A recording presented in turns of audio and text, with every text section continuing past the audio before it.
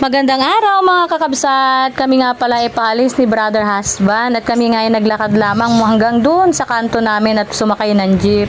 Ngunit malapit lang naman pupunta namin, mga 5 minutes nandun na po kami. At nadadaanan nga po namin ang mga hardware at bilihan ng mga tiles, maging mga bakanting lote, hardware ulit, pet shop at may mga subdivision din mga kabsat. Ganun din yung Trade National High School, nadadaanan din po namin yan at mga private school. Ganun din po ang aming barangay Paradahan. Meron din mga dental clinic na dito mga kabsat at saka mga eye clinic meron na rin po. Dito po kami bababa mga kabsat. Hindi to bayan kabsat, barangay lang po ito, barangay Paradahan, Tansa, Cavite.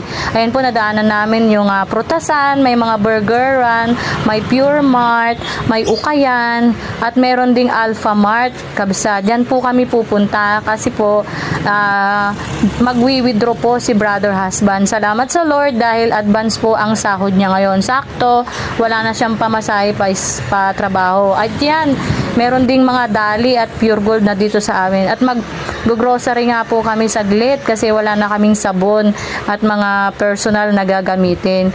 Hindi naman po kami magtatagal dyan mga kabsat. Konti lang po ang bibilhin namin kasi hindi naman po kami kumakain ng mga processed food.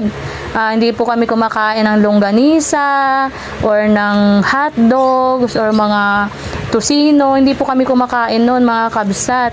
Maging nga po yung mga canned goods, hindi po kami kumakain noon ng mga corned beef, meatloaf or yung maling, hindi po kami kumakain ng ganun mga kabsat. Maging yung mga magic, nor cubes, yung mga ganun po, hindi po rin po kami nabili noon, or pansit canton, hindi rin po ako nabili noon mga kabsat. Bali yung mga biskwit, gatas, sabon, toothbrush, ganun lang, toothpaste, ganun. Bumili man po ako ng sardinas, yan po ay ulam po yan ng aso namin kapag hindi niya nagugustuhan yung ulam naming gulay.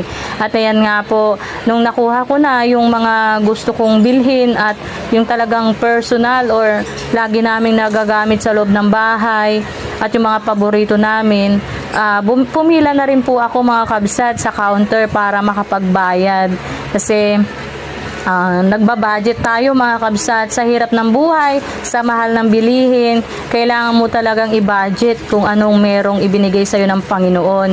At yan nga po, nakapila na ako at nilalagay na sa counter lahat-lahat ng amin na pamili. Salamat sa Lord kasi kahit papaano napoprovide niya or talaga namang ipinoprovide ng Panginoon ang lahat ng ating mga pangangailangan.